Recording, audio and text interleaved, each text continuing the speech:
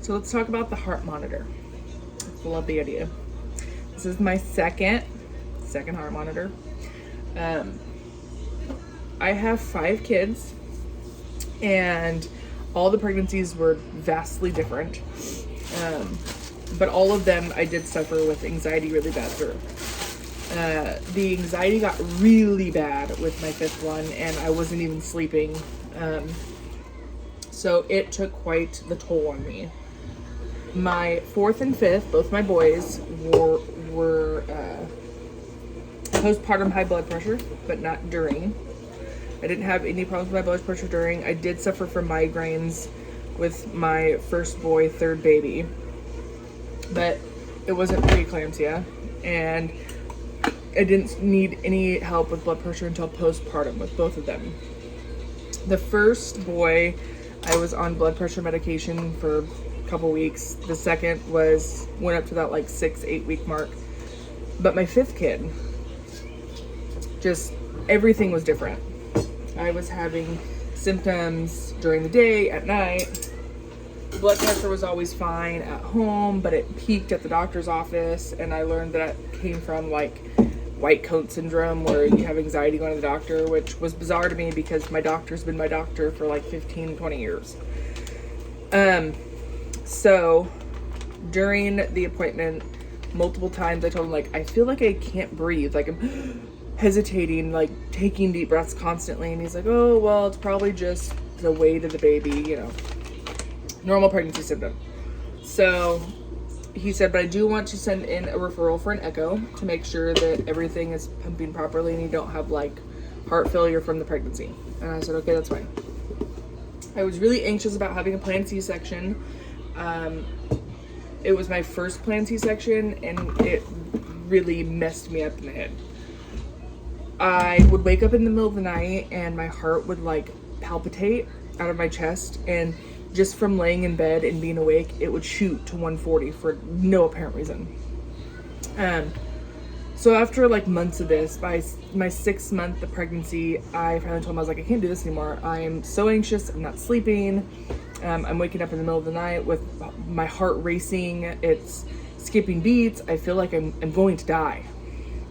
And he's like, okay, well, what can we do? I said, honestly, I don't know. Like, I feel like at this point, the only thing that can really help is having the baby. But obviously I had months until then. That's not an option. So he called me on his day off to go over some of the options and told me that he would feel comfortable prescribing me something to help me relax. And I said, okay, well, if you think it's safe and you would do it for your wife, then by all means, do what you got to do, because I can't do this for another 4 months. I have 4 other kids. My husband had to come home multiple times because of symptoms getting worse and me feeling like I was hesitating to breathe. At this point, my anxiety was so bad, I was carrying around my O2 sensor, just making sure that it was at least reading that I was at 99. He's like, I really do think it's just your anxiety. Once the pregnancy's over and you go through your postpartum, I was like, I don't think I'm going to make it through my postpartum. I think I'm going to die. Like, I was certain that this pregnancy was going to kill me. So after everything, the C-section, once I got through it, during the hospital stay, my anxiety got really bad again. Like, I'm going to end up with postpartum preeclampsia. I didn't get it during, but I'm going to get it after. My anxiety was like tip-top icebreaker, done. And he goes, no, you'll be fine. He saw me at the hospital the next day, and he prescribed me my blood pressure medication, and I was taking it in the hospital. My blood pressure was doing great. Swelling wasn't bad. I was up and moving. I wasn't in pain. So he's like, well, we'll just keep you on it and see how you do over the next couple weeks. And I will check on you when I check on her at her appointment. And I was like, okay. So he sent me home after the 3 days in the hospital. And just every day, I just felt like I was still gasping for air and I couldn't breathe. I ended up in the hospital twice. Both times they did EKGs and hooked me up to a heart monitor, which all came back normal. My EKG from one of the appointments and my EKG in the past had both shown that I had a bundle branch block, which is an irregularity in my electrical system, which I've known about since I was 19. They said it was genetic. It wasn't anything that would cause harm. It was just a flicker, essentially.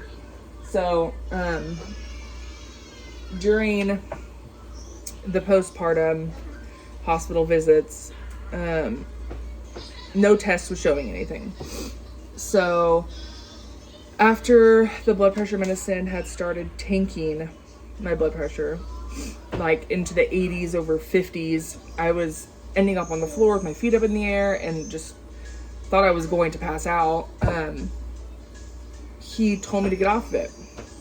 So we canceled out that medicine, and after like the third day, I started getting really bad migraines again. And like one of the red flags in postpartum is you feel a migraine that won't go away with rest, water, medicine, seek further support, help, doctor, you know. So I did that. I was on the couch and I said, my head hurts. I need to lay down for a little bit. I had ice on my neck. I took medication. It's ibuprofen and Tylenol.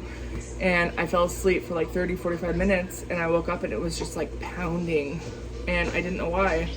So I was like, Mom, maybe I should take my blood pressure. It's been about 3 days since I took it. I haven't been on the medication, so maybe I'm having rebound high blood pressure. So I took my blood pressure. It was like 150 over 90 something. And I was like, well, wow, that's a bit high. So of course, with my anxiety, once I see that number, I'm like, oh great, I'm gonna die. So I decided to try and walk around a bit and try and get my mind off it, and that didn't work.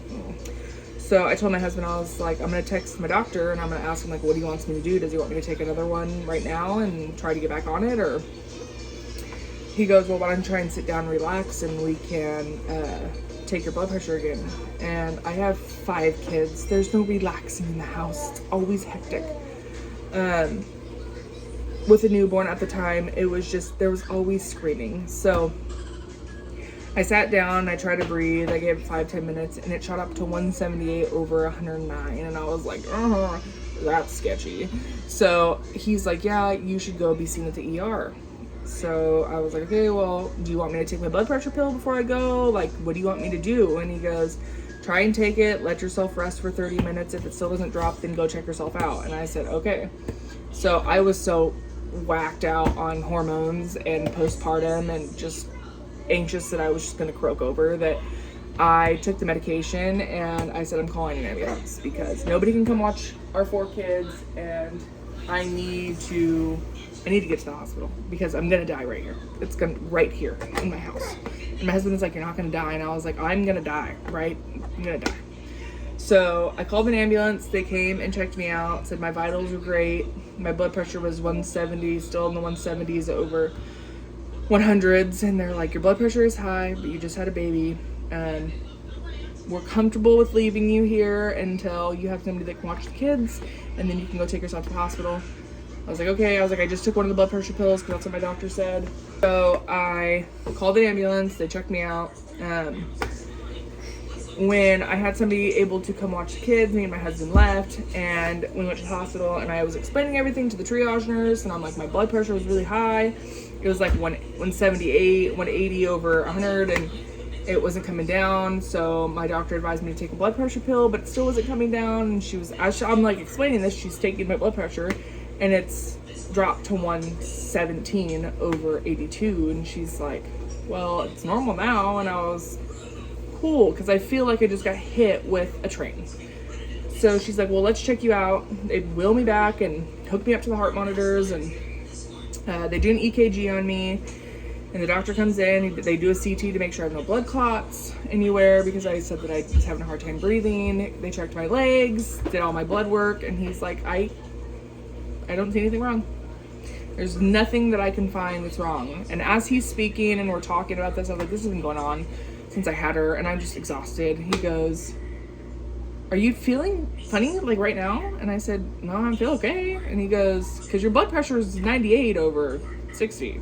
And I'm like, I mean, give it a minute, and if it goes any lower, I'll tell you if I feel a little wonky.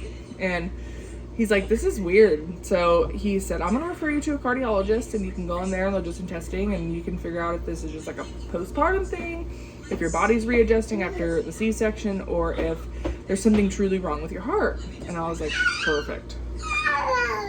So the cardiologist got me in, and she said, well, we can do a whole bunch of testing, see how your blood or your body is adapting to the surgery and your C-section and your postpartum, and we can see how your heart's functioning, and we'll go from there. Okay, so this was in February, March. It took 3 months to get in to get a CT done on my heart. It took a month to get in for an echo, and it took 3 months for the first heart monitor.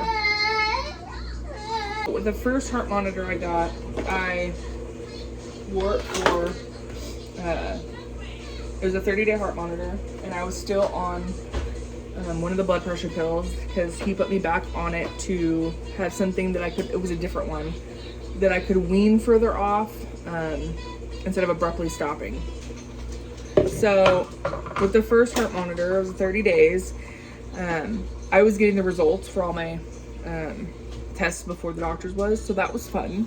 I really don't think that patients should be allowed their test results that soon and before a doctor's seen them. So my echo came back normal. My heart's got good blood flow and it's pumping like it's supposed to. My CT scan came back that I have plaque on one of my arteries, which Intel is coronary artery disease. At any level of plaque, it's considered coronary artery disease. So I have that, thanks to bad decisions and back-to-back kids. So that's fun. But then I also got this alert from the heart monitor. I turned it in, and there's several times where I was having palpitations. So the way this thing works is there's a button on the front of it, and when you click it, you'll get a notification on the phone, which looks like this. It comes with a phone that you have to carry around within 5 feet of you, so it stays in my pocket all day. But I got a notification, or I send a notification to it when I feel something. So if I feel lightheaded or dizzy, or if I feel a strong palpitation, or if I actually do pass out, I have to alert it. And then from there, it will trigger a system that will attach my symptoms to the log at that time. So I was having palpitations a couple times during the 30-day log, and it came back that they were normal PVCs, not dangerous, that my heart was just had an extra beat. But there was something called Mobitz 2, which is a really serious electrical block. So the electrical block is where my heart pauses for a certain amount of time before it restarts. So if you have a heart rate that is really high and your heart does that, you can essentially pass out. So during the episode, I didn't have any symptoms. I did not press the button. I didn't notice anything. The time that it happened was exactly 2 hours after I had taken the blood pressure medication, which we learned after that because it's a beta blocker, it can actually trigger that to show up as Mobitz 2, but it could be medication induced. So as of right now, we have no answers. I got the second heart monitor because now that I'm off the medication and I no longer have blood pressure issues, she wanted to see if there was any difference between the two. I'm also having low heart rate notifications on my Apple Watch, where it will be within the, sometimes it's really high, but for the most part, it's in the 60s, 70s, 80s, and then it'll drop to the 40s. There was one the other day that it was like 110 and it dropped down to 42, I think. So it was like a drastic drop, but I didn't feel anything. I didn't notice. A lot of the forums say that it could be caused by a loose strap, but I feel like because I hold my daughter, it could just be caused by my wrist being bent. So I have to wear the 30-day monitor again, and then once those are the 30 days up, I'll return the monitor, and then they'll release the information within like a week, 2 weeks, and then I'm scheduled to see a electrophysiologist sometime after they get the results in to see if this was a medication induced or if I truly have a heart block.